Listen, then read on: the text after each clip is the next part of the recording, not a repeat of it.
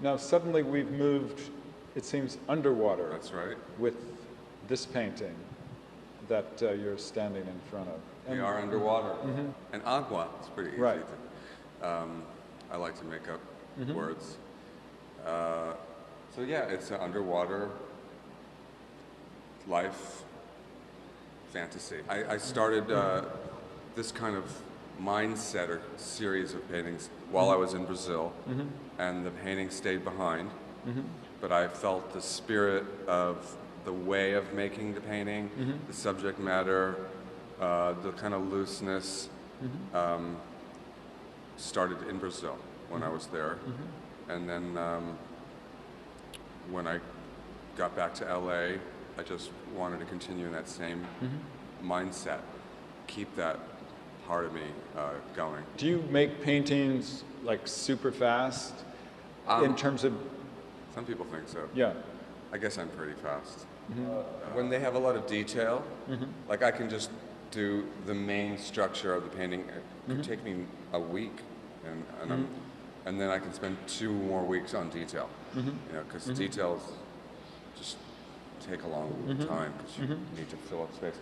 There isn't a hell of a lot of detail here. Maybe the other one, there's a lot of little details. What I wanted also to ask you about, you have this, I mean, it's not exactly a cast of characters, but there's a whole vocabulary of creatures, they're animated, there's a humor.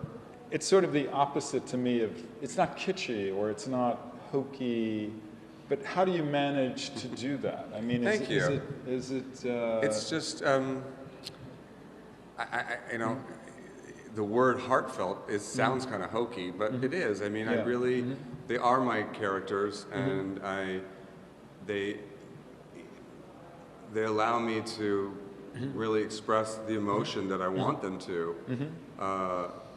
And I actually, you know, give a character and an expression, and I look at it and I kind of feel the expression. So, you know, they are kind of real to me, the emotions that I'm bringing out. Like I know people think of cartoons as like kiddie stuff.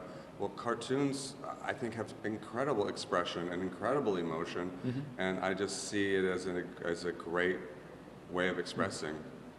Tell me a little bit about, in terms of, you developed your style, your practice in New York primarily, would you say? No, I've been painting since I was a little kid. Okay.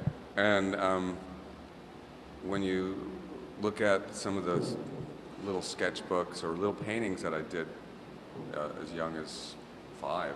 So you have them? Some of them, yeah. I really haven't changed anything. I'm still, it's amazing, same subject matter that I always did. Nature, insects, plant life.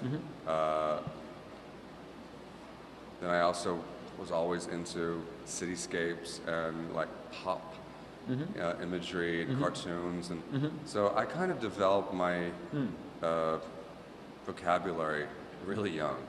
Sounds it. Yeah. And like I've been accused of being infantile in my vocabulary, but I didn't think that was a bad thing. Right. I mean, I never get bored of it, so nature is never boring to me.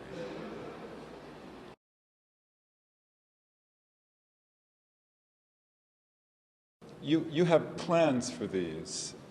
This is something that I designed to be a picnic table, benches, umbrella. And so this is the model, you know, small scale version of that.